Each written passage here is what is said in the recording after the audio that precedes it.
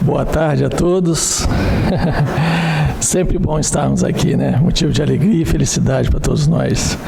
Antes de iniciarmos, eu queria pedir a gentileza que verificasse os celulares, desligasse, por favor, para a gente estar mais concentrado na palestra, no estudo dessa tarde e noite. Para iniciarmos, nós vamos fazer a leitura do Evangelho segundo o Espiritismo, no prefácio, que fala assim para a gente. Os Espíritos do Senhor, que são as virtudes dos céus, como um imenso exército que se move desde que dele recebeu a ordem, espalham-se sobre toda a superfície da terra. Semelhante às estrelas resplandecentes, eles vêm iluminar a estrada e abrir os olhos dos cegos. Eu vos digo, em verdade, são chegados os tempos em que todas as coisas devem ser restabelecidas no seu verdadeiro sentido, para dissipar as trevas, envergonhar os orgulhosos e glorificar os justos. As grandes vozes do céu ressoam como o som do clarim, e os coros dos anjos se reúnem. Homens, nós que vos convidamos para o divino concerto, que vossas mãos peguem a lira, que vossas vozes se unam, e que, em um hino sagrado, elas se propaguem e vibrem toda a extensão do universo. Homens, irmãos que nós amamos, estamos próximos de vós. Amai-vos também uns aos outros e dizei do fundo do vosso coração, fazendo as vontades do Pai que está no céu.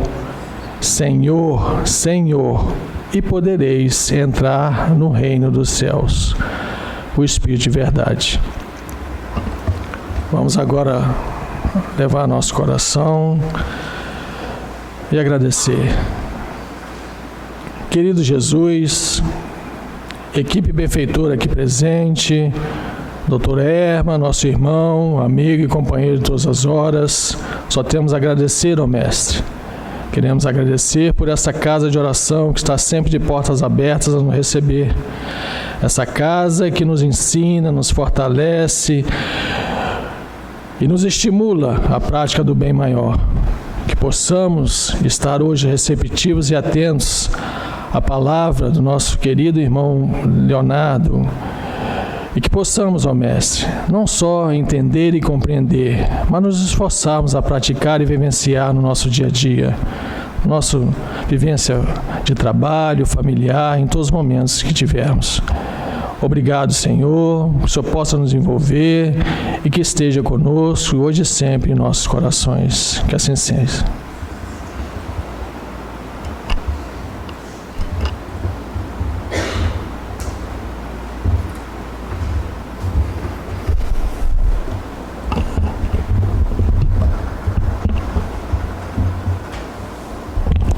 Boa tarde a todos. Sejam todos bem-vindos. Casa de Dr. Erma, casa do nosso Mestre Jesus. E mais uma tarde aqui de estudo e reflexão, de trabalho. A gente hoje vai conversar um pouquinho sobre a lei de destruição. A palavra coloca um pouquinho de medo na gente, a gente não entende muito quando a gente fala de lei de destruição dentro do Evangelho de Jesus, dentro da doutrina espírita, na verdade. Mas a primeira questão que a gente precisa estar bem atentos é uma questão que a gente vê bem claro lá no Evangelho segundo o Espiritismo, quando ele fala assim pra gente: o que está escrito na lei e o que tu lê? Porque destruição é apenas uma palavra, mas o que está por trás? O que Kardec quis trazer? Qual o ensinamento que Kardec quis colocar no Livro dos Espíritos? O que os espíritos benfeitores quiseram nos dizer com a lei de destruição? Então é importante aprofundarmos, e esse é um convite do Espiritismo, aprofundar nos ensinamentos de Jesus, no seu Evangelho, aprofundarmos na questão da vida futura, da verdadeira vida, do plano espiritual, que é a nossa casa realmente, né? Então, lei de destruição começa na 728. Kardec pergunta: é lei da natureza a destruição? preciso é que tudo se destrua para renascer e se regenerar. Porque o que chamais destruição não passa de uma transformação, que tem por fim a renovação e melhoria dos seres vivos. Bem, então toda vez que a gente fala de destruição aqui, a gente vai estar falando de transformação, do fim de um ciclo. Quando a gente dá aula lá para a mocidade, para as crianças, e nós também já escutamos bastante, e a gente vai falar de reencarnação, a gente conta aquela historinha do carro, não é verdade? Olha, o corpo físico é o carro, o espírito é o motorista. E o quanto o carro vai andar, que a gente chama de fluido vital, é o combustível. Terminado esse ciclo, existe o fenômeno da morte, da destruição do corpo físico, mas a essência, o espírito, continua vivo. Então a gente está falando aqui de ciclos. Tudo na natureza se transforma. E a gente vai lembrar de Lavoisier, muitos aqui, né, vão lembrar da famosa frase de Lavoisier, quando ele fala para a gente, Lavoisier foi um químico, né, o pai da química moderna, viveu no século XVIII, na verdade. Ele falava, na natureza nada se cria, nada se perde. Todo mundo vai saber responder, né? Ou completar. Tudo se transforma. Lavoisier já dizia isso. Nada se cria porque tudo é criação divina. Tudo vem do Pai. Fluido cósmico universal, matéria primitiva, e tudo se modifica a partir dali. Nada se perde, realmente, porque tudo volta ao fluido cósmico universal ou se transforma. Se regenera, passa por um novo período, uma nova transformação. Então, essa frase que acompanha a gente por muito tempo já e vai acompanhar porque ela sempre vai estar atual, ela vai ser sempre atual, porque ela está muito ligada às leis divinas. Realmente tudo se transforma. A grande questão é que quando a gente está falando de matéria, de plano material, ou seja, nós aqui encarnados, plano material, quando a gente fala de tudo de material, tudo que os nossos olhos físicos conseguem contemplar, vamos colocar assim, ou está destruído, ou vai ser destruído. Ou não é verdade? Tudo que os nossos olhos físicos conseguem contemplar, ou está morto, ou vai morrer. O nosso corpo físico é assim. Construções são assim. Sistemas solares são assim. Na literatura espírita, os benfeitores falam o sistema ou os sistemas solares onde Jesus fez a sua peregrinação para a perfeição espiritual já não existem mais. Nós estamos falando de coisas de 6, 10 bilhões de anos. Tudo vai se transformar. Em algum momento, o nosso Sol, nosso querido Sol, ele também vai se extinguir, levando ao colapso do nosso sistema solar. Daqui a muito, muito tempo. Mas vai existir essa destruição. Claro, não precisamos ficar preocupados, porque vai ter sempre uma casinha pra gente, né? Há muitas moradas na casa de meu pai. Mas é essa questão da destruição, da transformação, do fim de um ciclo. Tudo na natureza vai percorrer essa estrada. Todos aqueles que foram curados por Jesus não desencarnaram? Foram curados por Jesus, mas desencarnaram. Por quê? Porque é uma lei natural. Jesus não deixou o corpo físico porque é uma lei natural. E assim vai ser para todos nós. Por isso que muita gente não consegue entender os ensinamentos de Jesus. Então, quando ele fala para o mancebo rico, vá, vende tudo que tem, dá aos pobres e vem e me segue, ele não está falando para aquela pessoa naquela encarnação. Jesus fala para o espírito imortal. Vá e não peques mais. Não está falando só para aquele momento, para aquela situação, mas para o espírito, a essência, que vai continuar percorrendo durante muito e muito tempo na sua escala de progresso espiritual. A gente se acostumou muito a ver o mundo ou a buscar entendimento das leis divinas, mas olhando pelo buraco de uma fechadura. Trazemos isso de outras encarnações, trazemos essa bagagem. Então a gente tenta entender a lei divina olhando pelo buraco da fechadura. E a gente vê muito pouco, mas a gente acredita que é tudo aquilo ali. Ou seja, tudo que a lei divina contempla está dentro daquele raiozinho de visão que eu tenho do buraquinho da fechadura. E não é assim.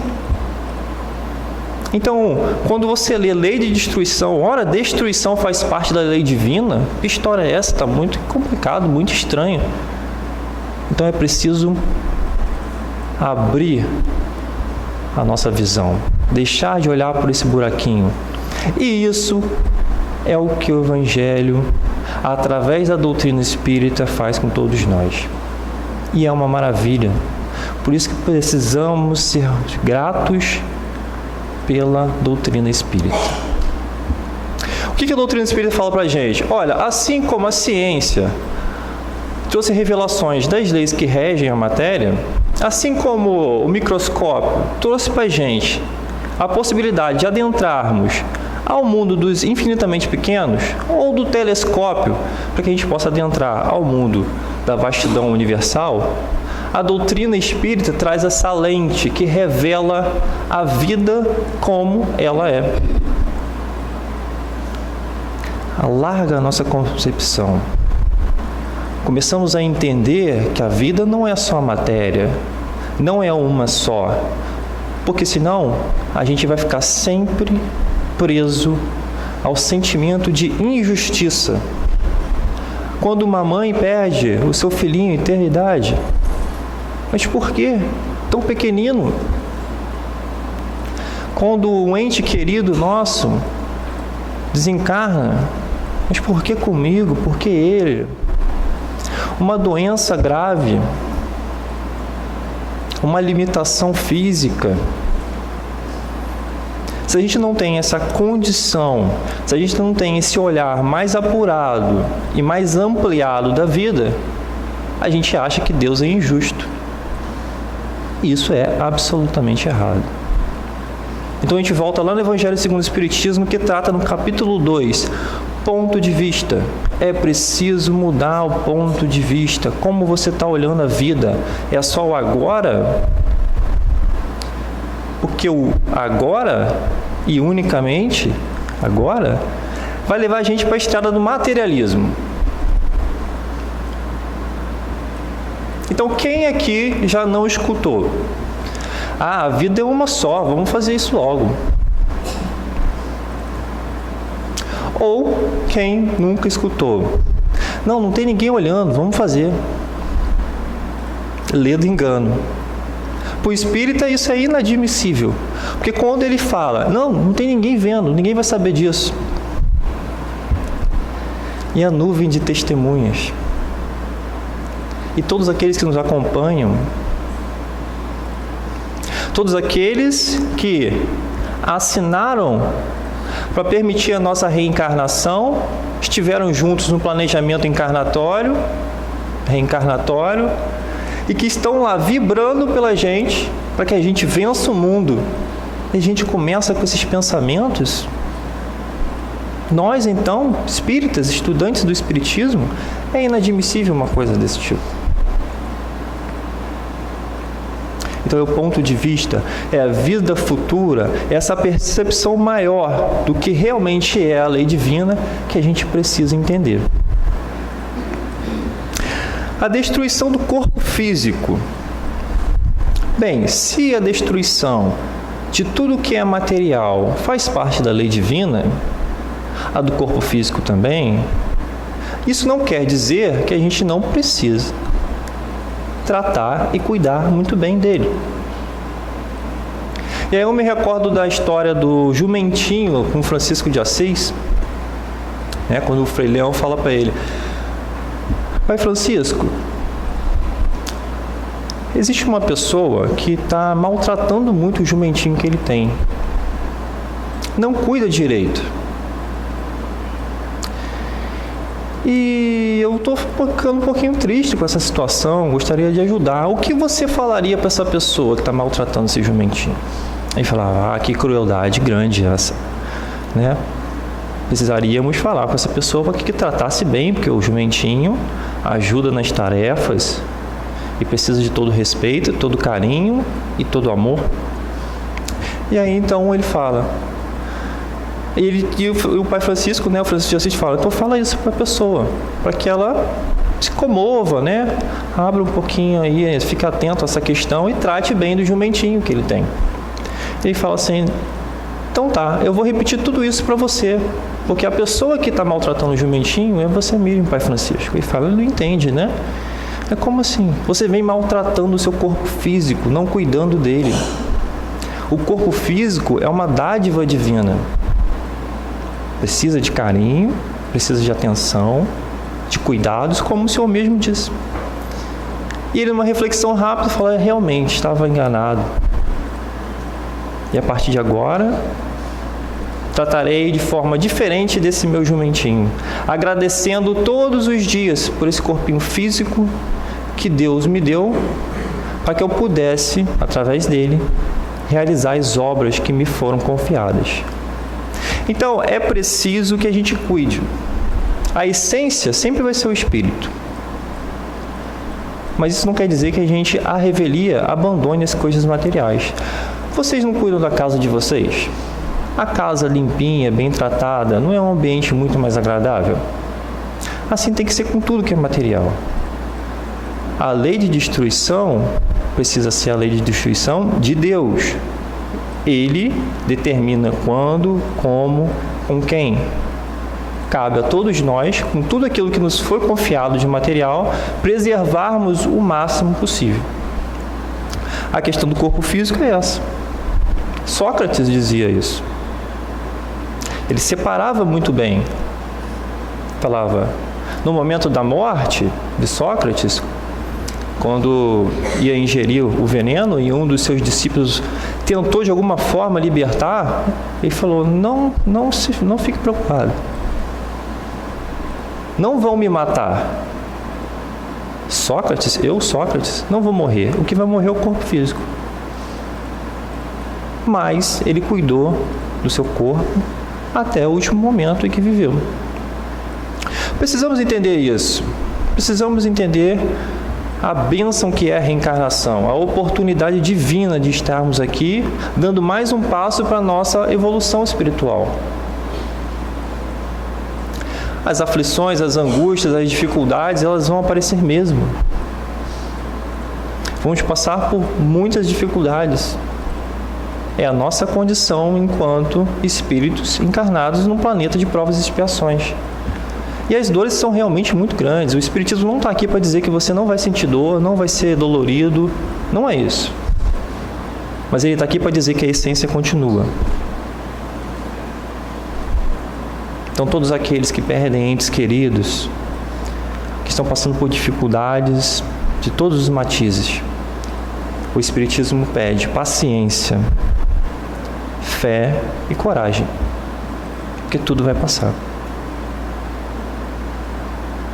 Aqueles nossos queridos entes que já foram, já passaram pelo fenômeno da morte do corpo físico, desencarnados, eles vão estar amparados, porque todos estão. Sempre estão. E quanto melhor fizermos nosso trabalho durante a encarnação, vivendo com dignidade, com ética e com moralidade, melhor vamos retornar à pátria verdadeira. E para fazer isso é preciso trabalharmos algo muito difícil. Porque assim, o fenômeno da morte é uma crise, é um momento. Um mal súbito, seja ele qual for, dolorido, não tão agradável assim, mas é um momento. O que nos traz dificuldade, o que nos coloca esse medo todo, dentre outras coisas, é o apego. O apego é um veneno que traz muita dor para a gente.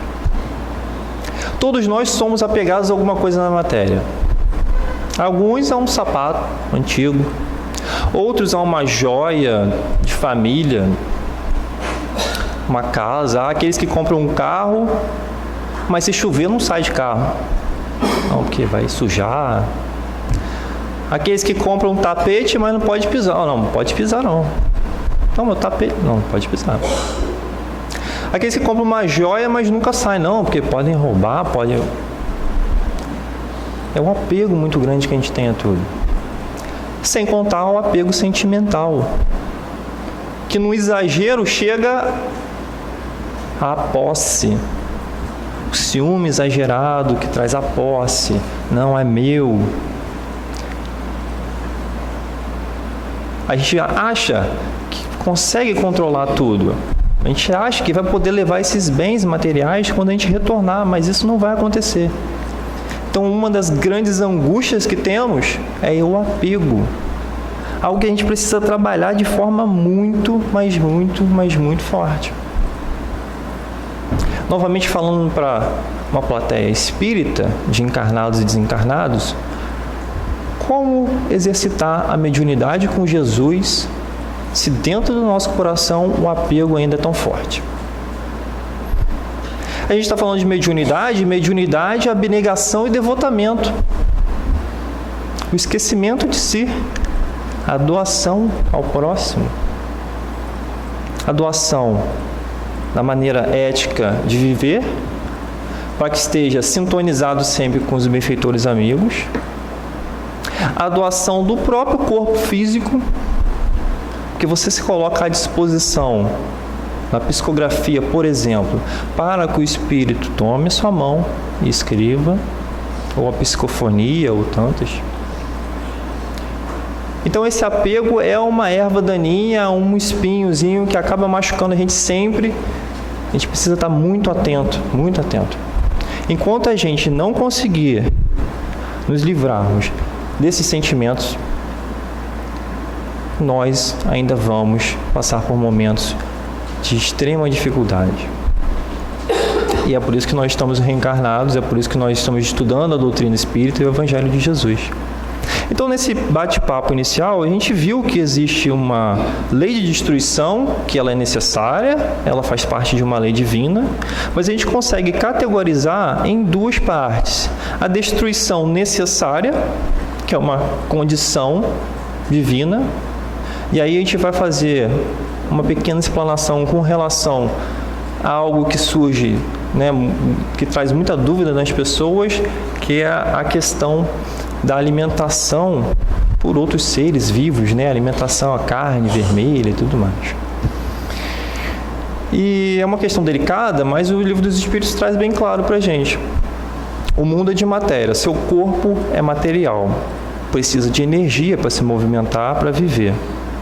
A alimentação também tem que ser material.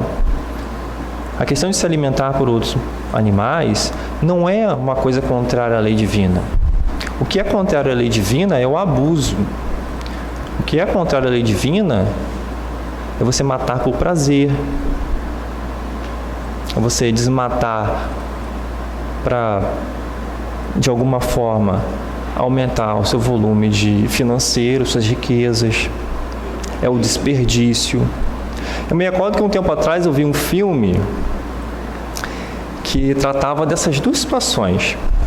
Tinha uma empresa muito grande que estava desmatando tudo para construir fábricas e tudo mais, e tinha uma tribo nessa região muito sintonizada com a natureza e que caçava para poder se alimentar. Mas toda vez que alguém dessa tribo caçava, matava um dos animais para se alimentar, ele fazia uma prece logo depois, em gratidão, em gratidão pelo alimento, mas também com a tristeza de ter que fazer isso com outro animal. Então é uma lei natural, é uma necessidade, é uma destruição que cabe dentro da lei divina. E isso a gente vê na cadeia alimentar, Um animal, outro animal, predador e tudo mais. Isso faz parte, não tem nada de errado. Tá? Os animais precisam dessa experiência, e a gente pode entrar na questão dos 3 reinos. Hoje não é o dia de falarmos de 3 reinos, mas os animais precisam dessa experiência também, esse ciclo que termina, e ele vai reencarnar, ele vai continuar seu progresso. Mas tudo isso dentro de uma concepção de lei natural. A destruição abusiva, como eu já falei um pouquinho antes, são os animais mortos por caça. Eu trouxe alguns dados aqui que dizem que em algumas décadas, mais de 1,7 milhões de animais foram mortos para servirem de troféus. Ou seja, caçam os animais para deixar no escritório, para mostrar que conseguiu. Isso é muito claro. Temos alguma dúvida de que isso é contrário à lei divina? Caçar por prazer? Caçar por vaidade? Um levantamento inédito em registros de algumas empresas, tratando aqui da Amazônia, revela a dimensão do dano provocado pela caça a grandes animais na região. Ao longo do século XX, em pouco mais de 6 décadas, entre 1904 e 1969, 23,3 milhões de mamíferos e répteis selvagens, e ao menos 20 espécies diferentes, foram caçados por causa de suas peles, provocando dano irreparável a algumas populações. Vaidade, orgulho, egoísmo, tudo que o Espiritismo combate, todas essas chagas morais que a gente precisa destruir dentro da gente. Igualmente o desperdício de alimentos. A quantidade descartada no Brasil por ano de alimentos gira em torno de 500 milhões de toneladas. Alimentaria, possivelmente, toda a população do país por cerca de 47 dias. A literatura espírita fala: o nosso planeta comportaria muito mais pessoas encarnadas, dando oportunidade de regresso à Terra, ao mundo material, e, consequentemente, oportunidade de mais uma etapa evolutiva para muito mais espíritos. Só que a gente está tão sintonizado com isso que a gente acabou de falar, caça predatória, desperdício, falta de cuidado com o planeta, que não comporta. Aí surgem alguns fóruns falando assim: poxa, daqui a alguns anos não vai ter alimentação para todas as pessoas do planeta. Os espíritos falam o quê? Não vai ter porque vocês não cuidam, não fazem alinhados com a lei divina. Porque se fizerem, não vai faltar nada para ninguém. Deus nunca vai privar ninguém de nada.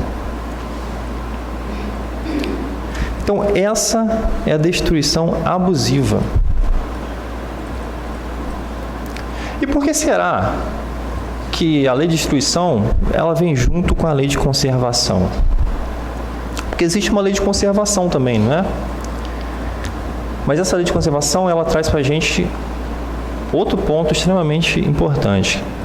A gente falou de tudo, de um ciclo que termina, do retorno à pátria verdadeira, mas a gente nunca pode apressar o momento de voltar.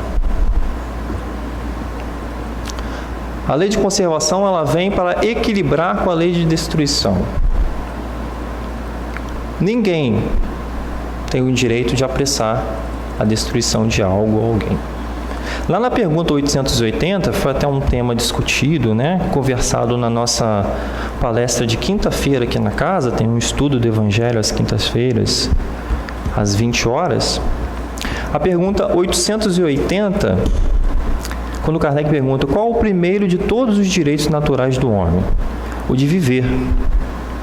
Por isso é que ninguém tem o direito de atentar contra a vida do seu semelhante, nem de fazer o que quer que possa comprometer-lhe a existência corporal.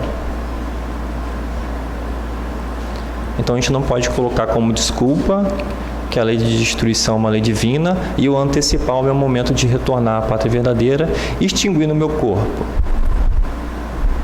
Isso é suicídio. E isso é um grande equívoco de nossa parte. Não vou entrar na questão dos motivos. Existem dores enormes, motivos A, B e C, mas é sempre um ato contrário à lei de Deus. igualmente os abusos que cometemos contra ele. E aí a gente retorna ao Nosso Lar, livro Nosso Lar, ou ao filme que também retratou essa questão, do André Luiz, né, que chega à pátria verdadeira, ao plano espiritual, como suicida indireto. E ele não entende isso. Mas como assim suicida indireto? Eu não tirei a minha vida. Ele falou, tirou. Com os excessos, as drogas, as noites perdidas, tudo isso vai minando o corpo físico, tudo isso vai antecipando o momento de retornar à pátria verdadeira, e a gente chega lá com esse débito. E é claro que nenhum de nós aqui quer que isso aconteça. Então, a gente precisa entender que existe a lei de destruição, mas existe a lei de conservação. Que a gente está aqui reencarnado com o aval de muita gente, ou seja, a gente precisa honrar esse momento que estamos aqui, fazer o melhor que pudermos, como diz o Dr. Erma, bem viver para bem morrer, não é verdade? Para que a gente esteja cada vez mais próximo dessa verdadeira felicidade que a gente tanto almeja. A gente busca a paz, a gente busca o equilíbrio, busca uma felicidade que a gente não encontra na matéria, por mais que a gente possa comprar algo, ir aqui, ir ali, mas a matéria nunca vai alimentar a essência que é o espírito. O espírito, a matéria precisa da alimentação material, mas o espírito precisa da alimentação espiritual. E a última conotação que eu trago, a última vertente, né, que eu trago com relação à lei de destruição de hoje é a destruição dessa forma moral, desconstruir toda essa bagagem que a gente traz dentro da gente, de orgulho, de egoísmo, de vaidade, mágoa, rancor, ódio. Estudamos também na quinta-feira várias partes do duelo, falando sobre o duelo, coisas que a gente traz de muito tempo dentro da gente e a gente precisa desconstruir. Hoje o que a gente está fazendo aqui é isso. Não é verdade? O que a gente está trazendo? O que a gente está fazendo aqui hoje? Buscando a casa do Dr. Erma, buscando a doutrina espírita, buscando o Evangelho de Jesus. Desconstruir. Tirar a força desse homem velho, preso a essas coisas materiais e todos esses vícios, e dar força e suporte ao homem novo, que já percebe que precisa passar por uma transformação íntima. É isso que a gente busca aqui hoje. E realmente é isso que a gente precisa fazer. Os tempos são chegados, as informações estão sendo dadas para todos nós, e a gente precisa, não deixar essa chance sair pelos nossos dedos. Ter a oportunidade de estudar a doutrina espírita de uma casa séria, uma oportunidade única. Será que teremos essa mesma oportunidade numa nova reencarnação? De ter de forma tão simples, de forma tão clara, o Evangelho de Jesus e a lei divina, mostrando para a gente claramente o que a gente precisa fazer, mostrando para a gente claramente que só depende da gente, que é outra coisa fantástica, eu não preciso de ninguém.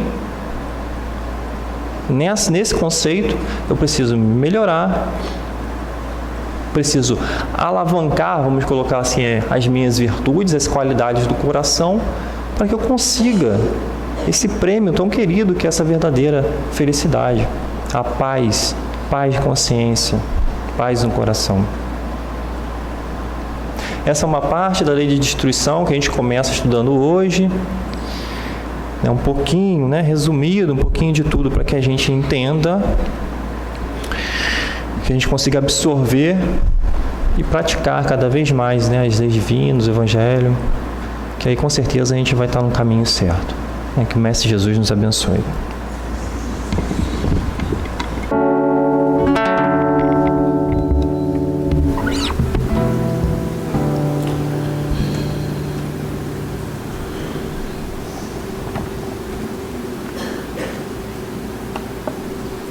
Querido e amado Mestre Jesus,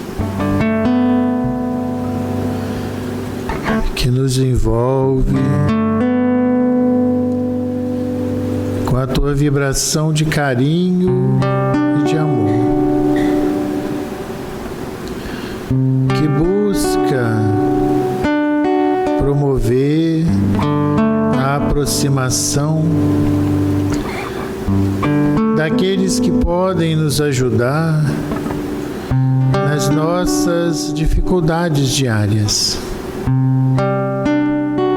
Porque a lei do Pai, a lei de amor, é uma lei de solidariedade. Por vezes, nas dificuldades que enfrentamos, achamos até que fomos esquecidos.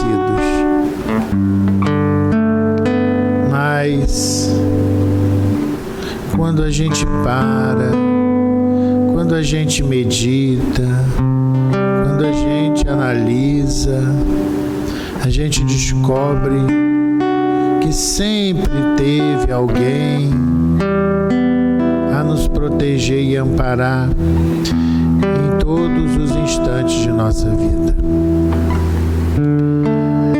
E é a Ti que buscamos nessa hora, Mestre, para que nos envolva todos aqui neste ambiente, encarnados e desencarnados, nessa vibração amorosa, confortadora e amiga, para que possamos enfrentar as dificuldades de cabeça erguida, entendendo que é o nosso convite para o reajuste com as dificuldades que muitas vezes foram criadas por nós mesmos, num momento que não sabemos identificar, já que o acaso não existe. Mas na hora do acerto de contas, a gente se sente enfraquecido. Aí vem o Senhor nos resgatar, nos apresentar o ombro amigo, estender a mão, nos colocar nos braços e a nos sustentar para seguir adiante. Abençoa também, Mestre, os nossos lares aqui representados. Às vezes, até estamos nos sentindo preparados, confiantes, mas temos aquele familiar, aquele amigo, aquele conhecido que está passando por uma dificuldade e a gente tenta ajudar e não sabe como, a gente oferece apoio, mas o coração se encontra perdido em si próprio. Abençoa também, Senhor. Abençoa a todos. E abençoa também aqueles que nós não conhecemos, mas que também são nossos irmãos de caminhada.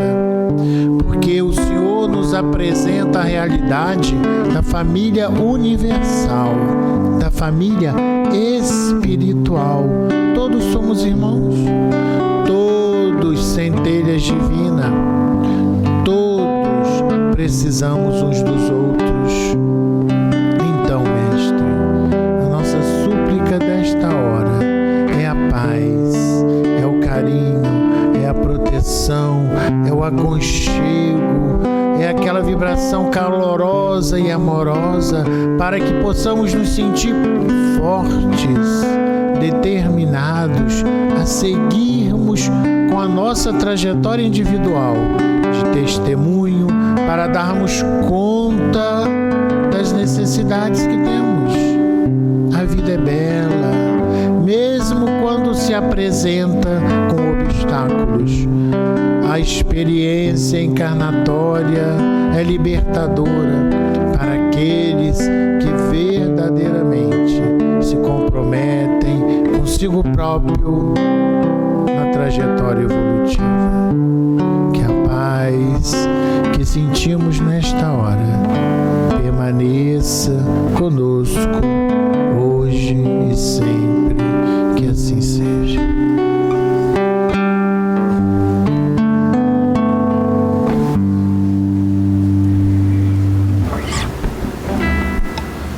Senhor.